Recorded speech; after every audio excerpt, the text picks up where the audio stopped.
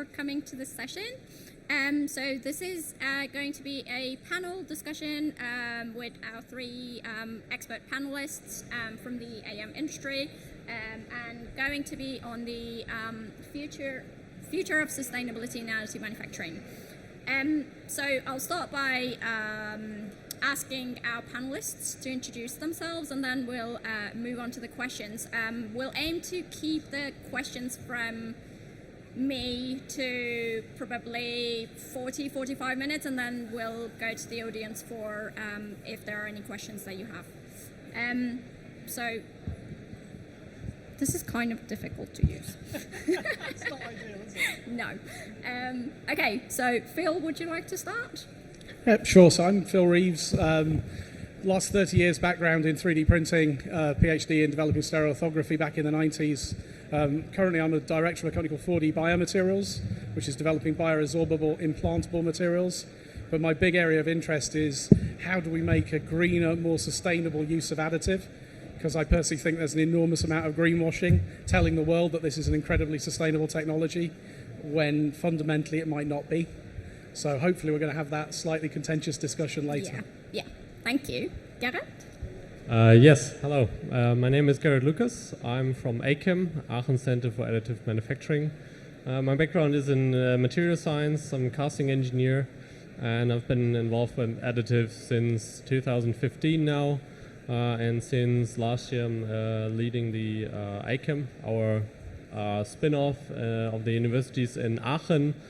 We are connecting about 100 researchers in additive manufacturing, and I'm leading the day-to-day operations basically. And my primary interest in additive is polymers.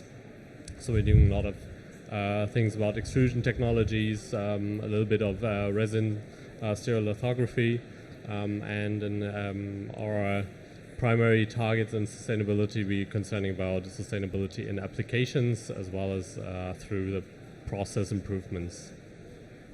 Thank you. Stephen? Good afternoon. My name's Stephen Fitzpatrick, and I work for the National Manufacturing Institute Scotland.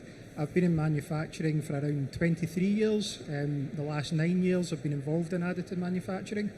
I lead the additive manufacturing, the machining team at NMIS, but also a strategic programme around remake. And by remake, what I mean is value retention and processes such as remanufacturing, repair, and comprehensive refurbishment.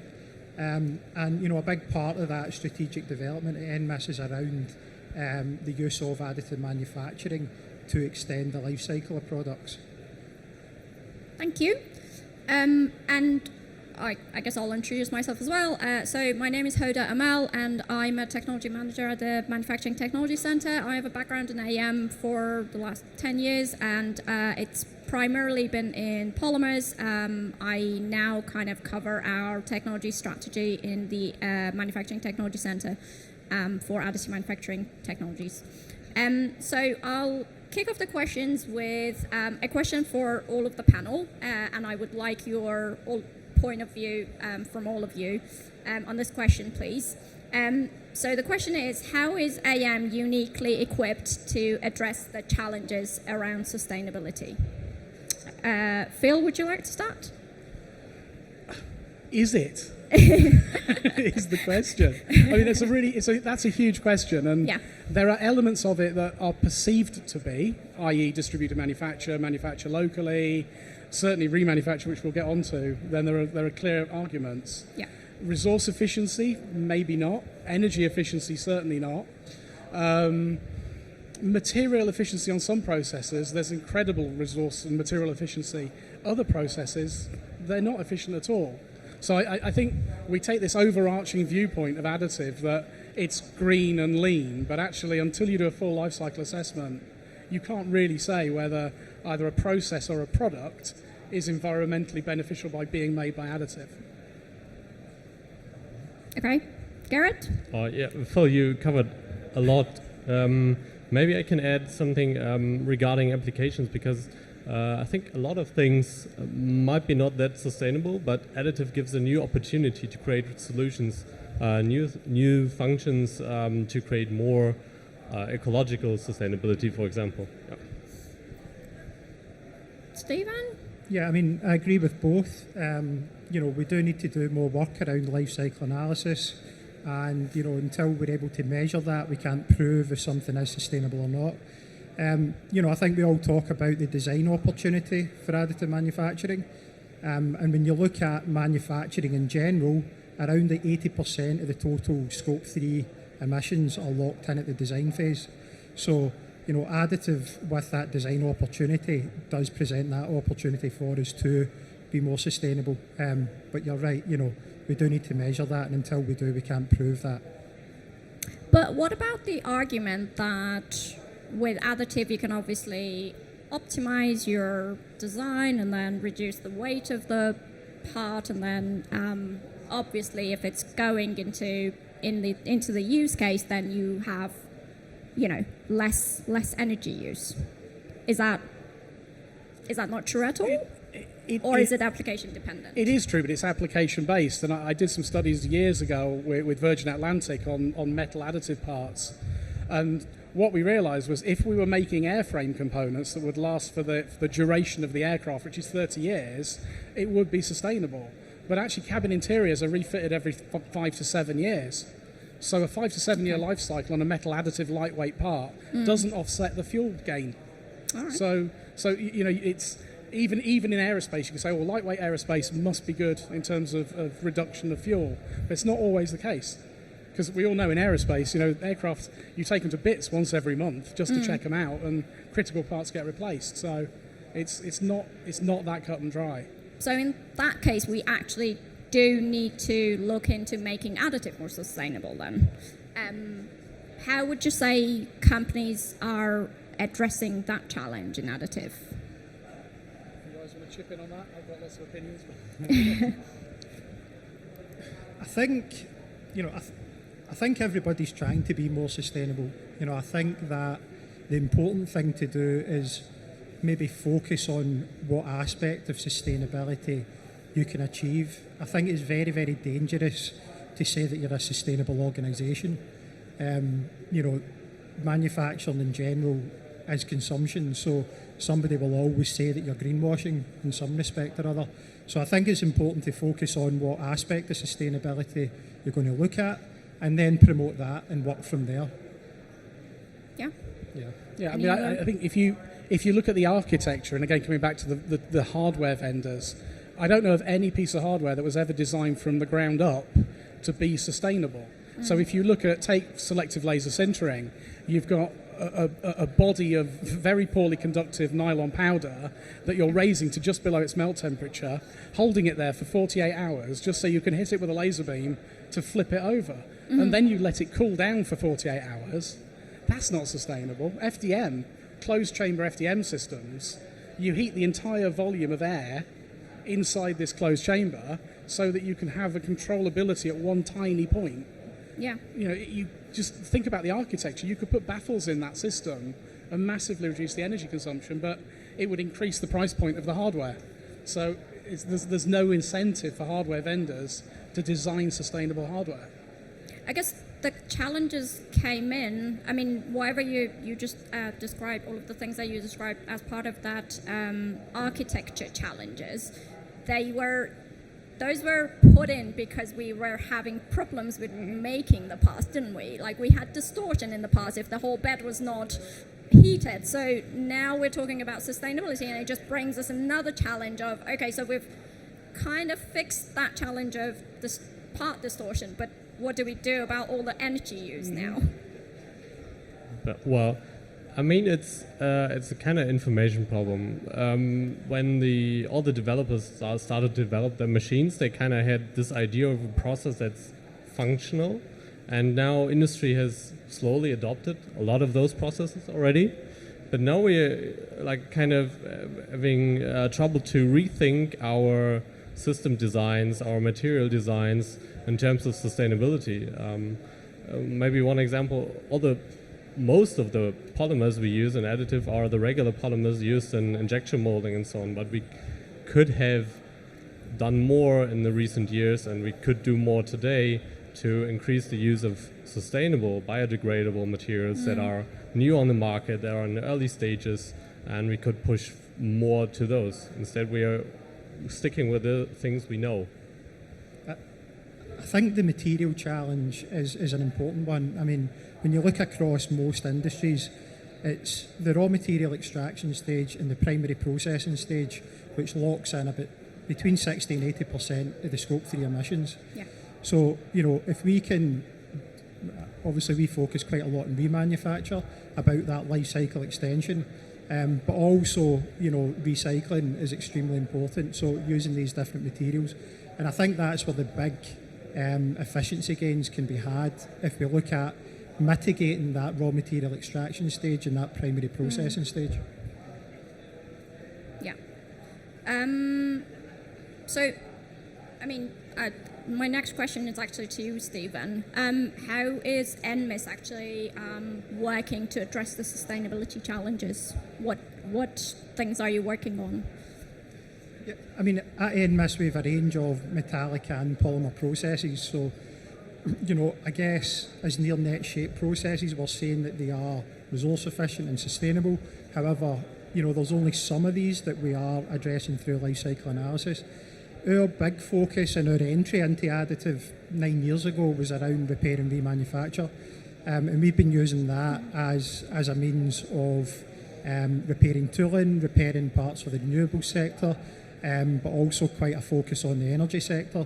So the life cycle analysis work that we've carried out on particular products have deemed a 99% emissions reduction versus new. And through the additive processes, or they wouldn't have been able to be remanufactured by any other process other than, you know, using the additive technologies that we are using. So I would say that was an entry point into additive. Since then, we've then expanded that. We were a forging and forming research centre. So we've expanded that to things like feature addition.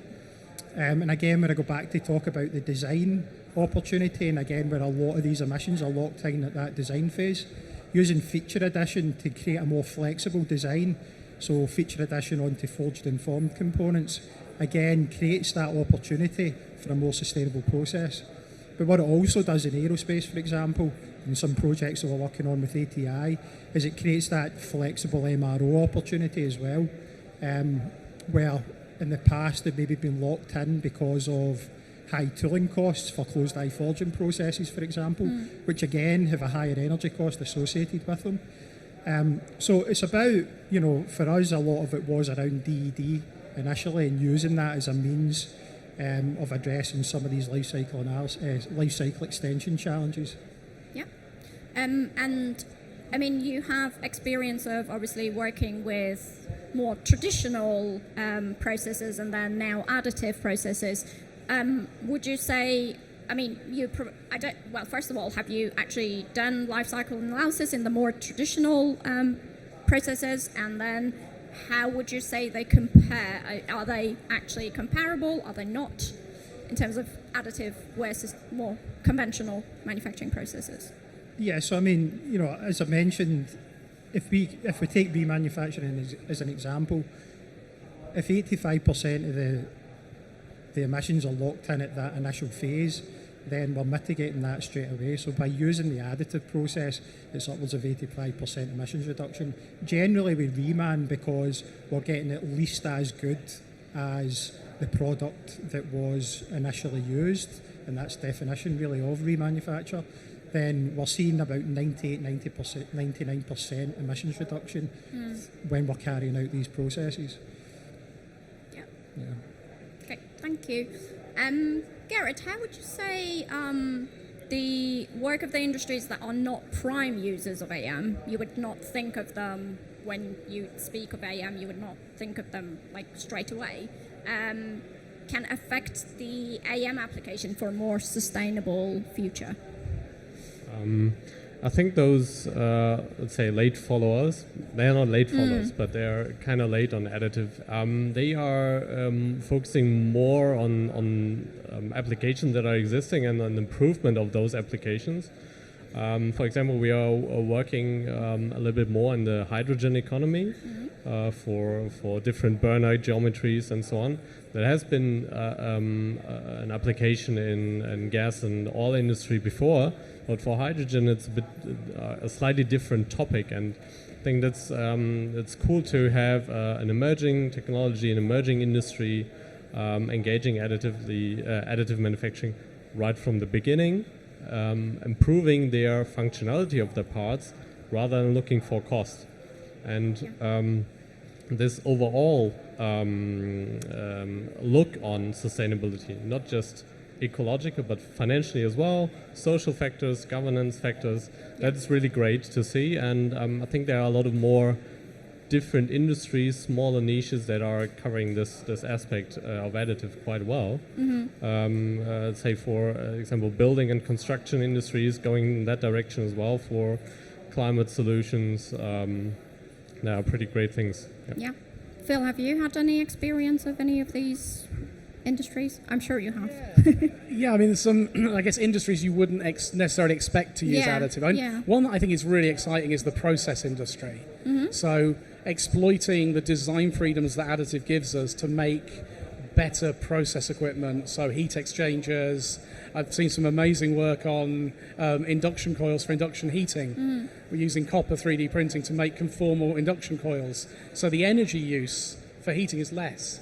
Saw some petrochemical applications for heat exchangers where you're getting sort of a 5% gain in efficiency, and that manifests as thousands and thousands of pounds worth of electricity that you're not using. So I think those applications, small business, really interesting. Well, there's a company called Hoyt in one of the Benelux countries who make sunglasses, and what they've done, they've completely challenged the business model of companies that sell glasses.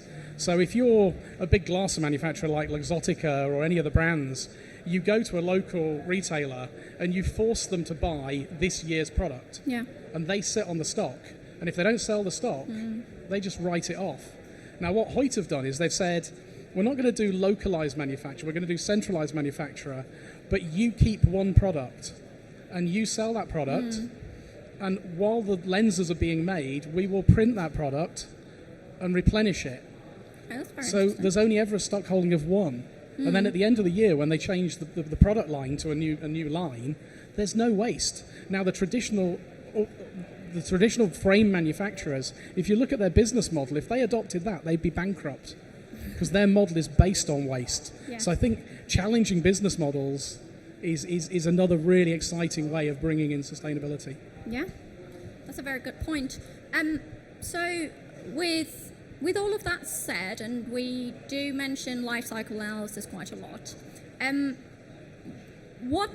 are there any parts, and what parts of the cradle to grave kind of lifespan of an AM part do you think we are either neglecting or not paying enough attention to when we are doing kind of life cycle analysis when it comes to sustainability?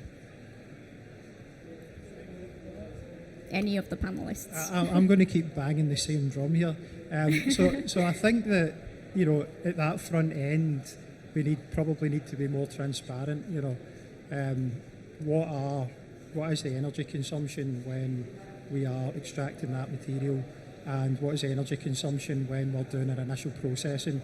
And by that I mean the melting, the rolling, the atomization processes, all of that front end stuff. That is where the big emissions lock in is.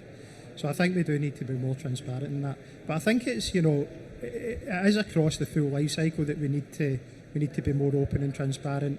We need to work together. It needs to be a top-down and a bottom-up approach, I think. And we need to bring in standards so that people can understand how to apply life cycle analysis and education as well. It's okay for me sitting in a manufacturing institute, working on an R&D project on life cycle analysis, but people who are, trying to make bits to make money don't have the time to do that. So we need to make it accessible for people as well to be able to do this and to be more transparent, I think. Yeah, I think what would be useful, and I hate to kick vendors, but what would be really useful is more information. If you try and do a simple life cycle analysis, the only information you can get on a machine is the bulk rated energy supply figure. This needs to be on a 10 amp circuit, this needs to be, and that's the basis of assumption, and that's the maximum load, probably times 3. What would be really useful is to know what's the energy consumption in its idle state, what's the energy consumption of this machine in a run state, what's it in a cooling state, possibly give us a couple of different material variants, and say, okay, in these states, and you're right, that needs to be done through standards. There needs to be a standard ASTM or ISO way of defining the energy consumption of additive machines. In an ideal world, I would love to see a kind of a red to green, almost like we do on domestic appliances, that says this is A rated per kilogram of material, or this is E rated. Run away from it if you care about sustainability. But I think there's too many variables to ever get to that point. Yeah, especially that energy usage at idle stage is a very interesting one, because we recently went through a whole exercise throughout all of them TC workshop to see what, because a lot of machines say they can't be turned off, they have to just be left at idle, and there was just so much energy that they were using at just being left at idle, and if you turn them off, you just have to leave them on for so long to just get back to the stage that they're able to process the material. Gerret, did you have anything to add? Yeah, I wanted to add something aside of the processes, because I think we mentioned before the topic of remanufacturing. I think the more AM applications we see and the more complex the parts get, the bigger the problem with repairing and remanufacturing of those parts will be. And if I see today, let's say in metal, there are ways to divide a metal alloy into its elements, but if you see that for polymers, that's a whole different story. And I think that's one thing to consider. It's really hard to repair the complex geometries we create with additive manufacturing at the end if they eventually break. And this is a new aspect we should always keep in mind as well. Yeah, that's a really good point. So, I mean, I'm assuming that because we are a young industry, we're in a better place to address the sustainability challenges and make the changes that you're suggesting, right? Does that make a difference into where we are in our sustainability journey for AM in terms of industry? Yeah, definitely. I mean, it's a young industry. We can learn from the mistakes from older industries, casting or milling, drilling, whatever. Yeah. So a lot of opportunities, but I think we're currently still on the track. Let's keep it conventional and do the same things that all the industries have done. So it's especially for the younger researchers and people entering the industry to drive change, I'd say. I think we can also use digitalisation to support that as well. With it being a younger organisation with a lot of kind of young talent coming through, it's a different demographic to perhaps machining or casting or forging. So I think we can use digitalisation as an enabler to support this sustainability journey as well. I think that's a key enabler actually to support the sustainability journey, both for things like life cycle analysis and getting data off machines, but also for analysing the machines and understanding how they're performing, and then being able to have a feedback where we can improve that performance. That's a very good point. Yeah, I mean, I guess it's not a young industry, it's a 30-year-old industry, but the transition from prototyping to product and device manufacture is new, and I think that's where the opportunity space is, because there are certain end-use sectors, the packaging industry for one, the automotive industry for another, where legislation is driving the materials that they have to use, not just want to use, but sustainably they have to look at their materials in terms of whether it's biosourced, whether it's truly compostable or degradable. And if we have materials that actually meet those challenges, that actually might be the thing that really drives 3D printing forward. And we can almost leapfrog the idea of trying to push old materials into these applications when those industries are being told to change the material palette. Yeah. So maybe that's actually the opportunity for the future. So let's hurdle to actually sustainable materials Yeah. For everything. Yeah, exactly. Yeah, I agree. So, as AM users, well, I actually have two questions. One is, what are the easiest steps that AM users can take, which are like easy wins for their journey in sustainability? The first steps that they can take. I have another one for the AM industry, but let's stick to users. This is the contentious one. Prototype less, do it digitally more, and if you do have to do it, be really productive in the utilisation of your machines. You know, over the last 10 years, we've gone from people sending things to service bureaus, where the service bureaus are printing 400 parts overnight efficiently and shipping them out the next day, to people printing parts on their desks, going home, coming back in the morning and going, well, actually, that isn't the design I wanted anyway. So in the bin it goes, and then the next one gets printed, and the next one, and it all sounds great, but sustainably it's not. Yeah. So maybe just think more about what you're printing, because there is an impact of all of this printing. Mm-hmm. That's a bit tree huggish, but that's an easy way no, to... it's a very easy win, isn't it? Yeah, that's true. It kind of negates one of the... Yeah, it does. It does. But you still need to think, right? Stephen, were you going to add anything to it? Yeah, I mean, just going back to an earlier point, you know, for organisations, I think it's maybe just finding that thing that they can do that is sustainable, and, you know, focusing on that and promoting that. You know, don't just say, you know, we're a sustainable business because there's one aspect that you have made sustainable within your business. Because that's when you end up with greenwashing challenges, which we've seen across, you know, multiple industries, not just AM. So, you know, for start-up businesses or smaller businesses or even the bigger ones, what is the thing that you're going to do that is going to be sustainable, even if it's a small thing? Mm-hmm. And you know, talk about that, be specific about it. Yeah. Don't just generalise around sustainability, because that's where you'll get caught out, I think. Mm-hmm. Okay. I think users should set definite targets for their use of additive. Mm-hmm. If they do that, they kind of prevent this like think before you print or don't think before you print issue. And if you have those targets, they could be financially. That obviously is sometimes a good guess, because sometimes waste just costs money. But there could be some other targets as well on the social level or on an ecological level. And if they are quite clear and transparent, everyone can really decide whether now it's the time for additive and prototyping, now it's the time for additive and serious manufacturing. Yeah. I mean, one thing I would probably add to that is educate yourselves on what you are doing. So create less waste, right? Create less supports. You know, so it's all material that just goes to waste or have to get recycled. So it's all CO2 carbon print, isn't it? There is also a quality aspect, and just on that point, yeah. You know, if you look at the way you orientate parts when you build them, you orientate for speed, you orientate for minimising support structure, you might orientate for surface quality. You could also orientate for energy.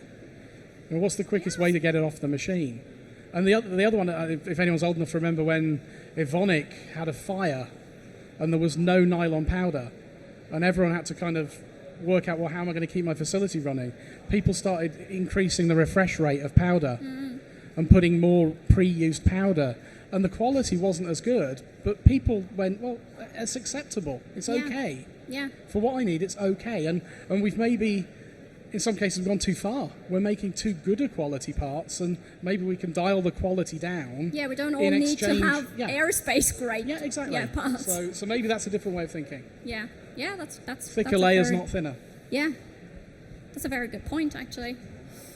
Maybe use your material based on what you're actually going to, based on application. Maybe use more recycled material, right? Yeah, and then how about the AM sector? How can the AM sector, as machine manufacturers, material providers, what can they do to bolster the sustainability of AM?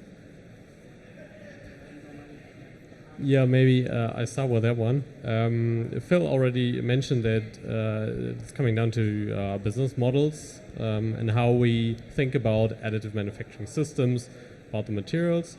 And there's an opportunity to move away from this linear selling one-off product for machine manufacturers into a more subscription-based approach. So companies are rather paying for a service that's not really new, but I think it's something that is kind of neglected by the AM industry, that companies, also customers of the AM industry, actually pay per use for parts, for the machine uptime, for efficiency on the machine. And this might be a good solution to move away from this. I buy a machine, I have to use it, and if I don't use it, it's just costing money.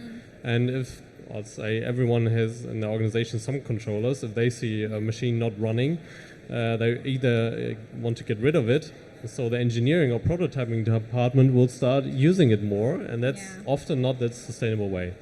So I would suggest rather machine manufacturers having opportunities for their customers to just jump into this subscription-based things as well. That's a very good point. Anything to add to that, Stephen or Phil? No, I mean, I think we've kind of spoken about vendors and machine manufacturers, across this discussion. So I think probably nothing else to add to this one. Mm-hmm. Yeah, I guess the only thing to add, and we could get into a long protracted debate about distributed manufacture and making things locally and how sustainable it is. Yeah. You still have to get raw material to the place where you want manufacturing, and the amount of packaging waste and inefficiency in the supply of raw material and the lack of back channels to send back cartridges, spools. A lot of that is about protectionism. It's about maintaining lockdown systems and lockdown material supply.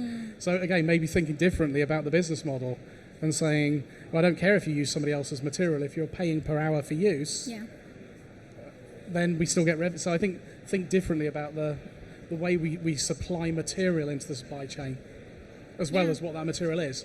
The more biosourced it is, the more ethical it is. Yeah, that's a very good point as well.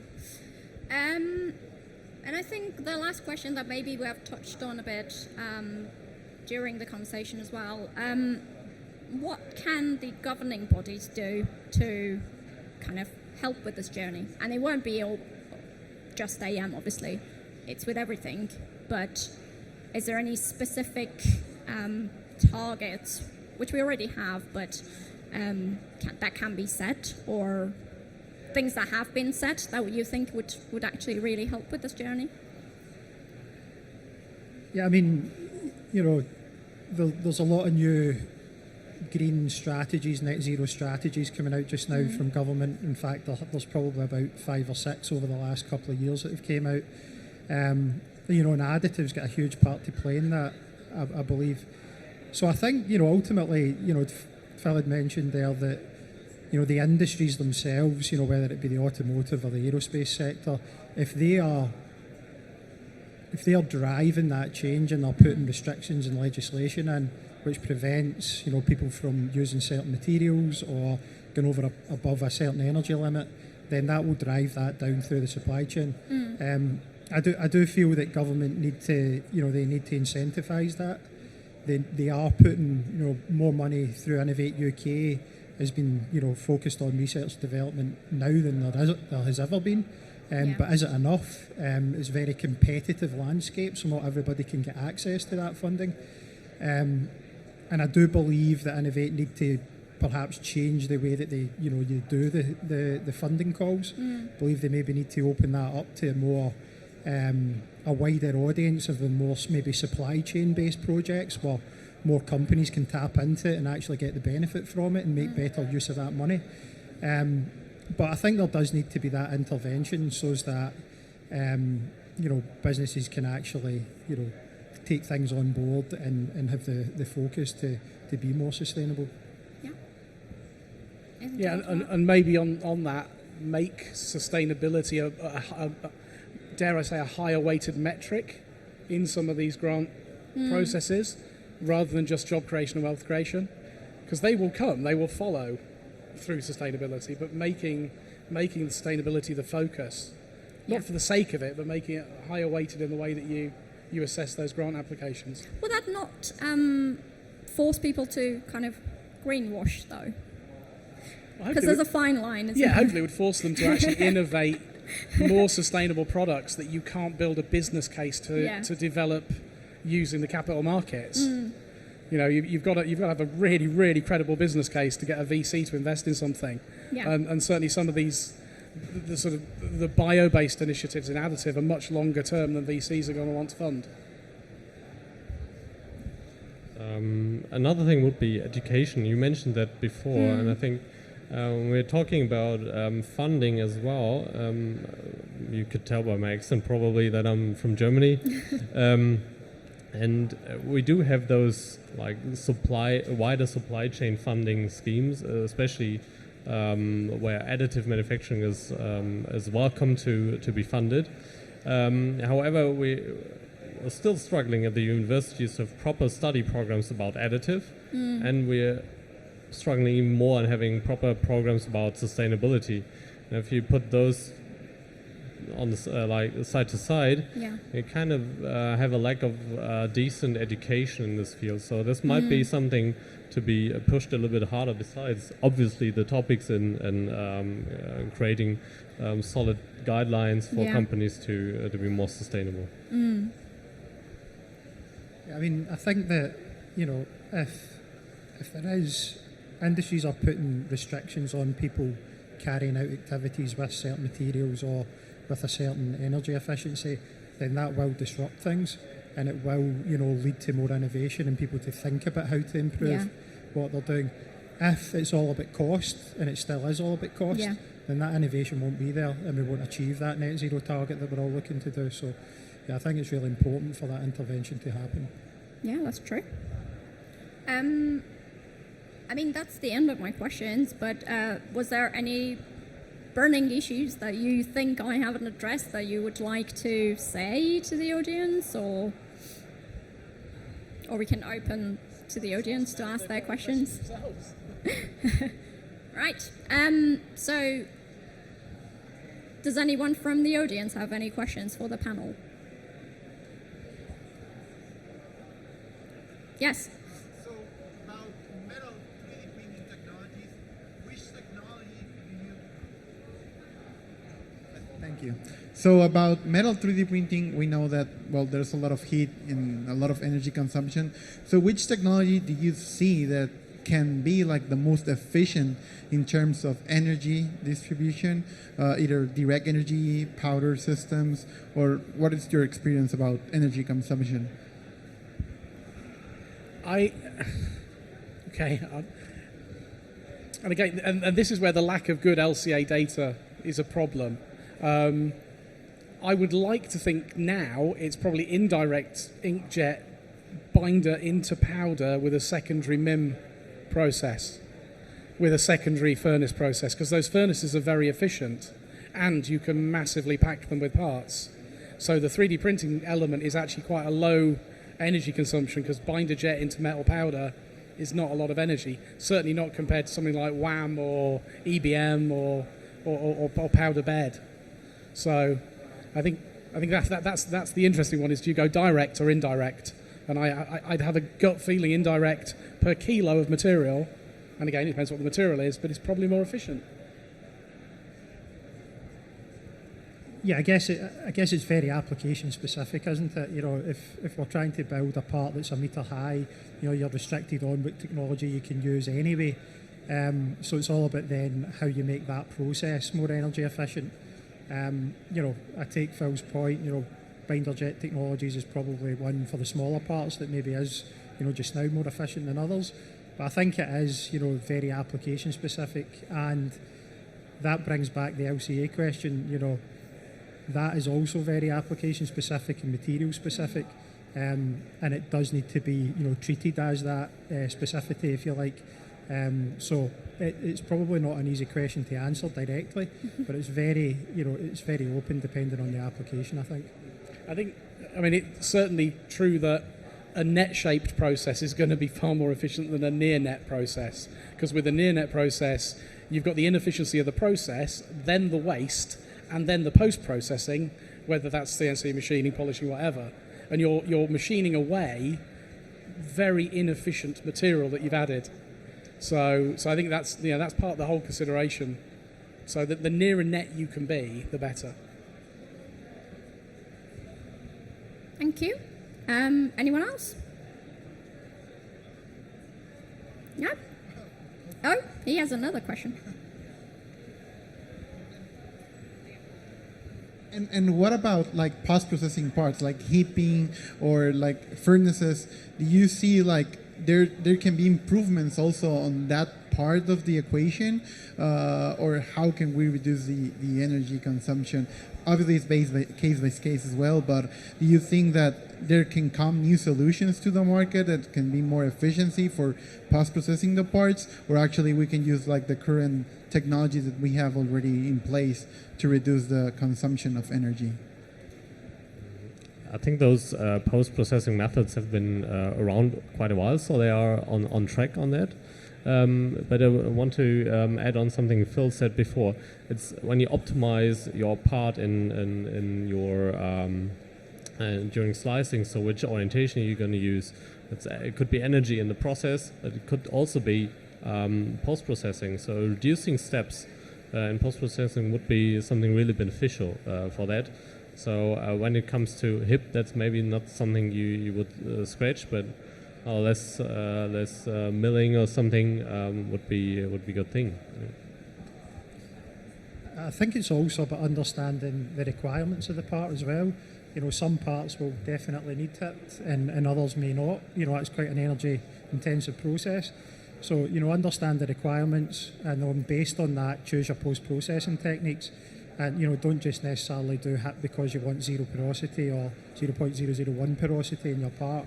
If you need to do it, then yeah, you know, you might just need to go down that route. But if you don't, then, you know, don't just do it for the sake of getting, you know, excellent properties that you might not require. Thank you. So if there are no more questions, oh, there's one at the back.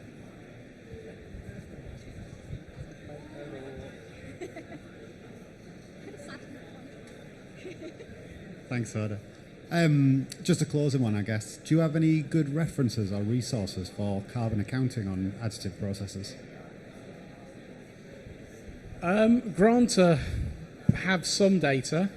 So in the Granta material selector, there is data in there on processes, but there's only data on primary material production. I'll be honest, there's very, very little. I mean, we did a study on it years ago, but it was industry funded, so they just didn't want it out there. And we developed some software, some LCA software, 10 years ago to do this, but there was no take up. So because we couldn't see the benefit in it. But I wish I could answer the question. There are a lot of academic studies, but they tend to be on individual processes, and you can't sort of use them back to back because they've done it in a different way. Or one's used volume as their measure, the other one's used mass. You know, one's comparing titanium with steel. Well, you can't because they're not comparable. So I wish I had a good answer, but the Granta material selector software, that does have some data. Yeah, we're using the Granta selector as well, and I've got a paper that's just been published in the Journal of Remanufacturing, which I'll send you on if you want, around carbon emissions study that we've carried out on the use of additive for remanufacturing compared to a new product. So I'll send that on. Okay, thank you. Any more? No? Okay, great. Thank you very much to all of our panelists, and thank you for listening. If you have any more questions, I mean, they'll be around, so you can see them in the show. Thank you.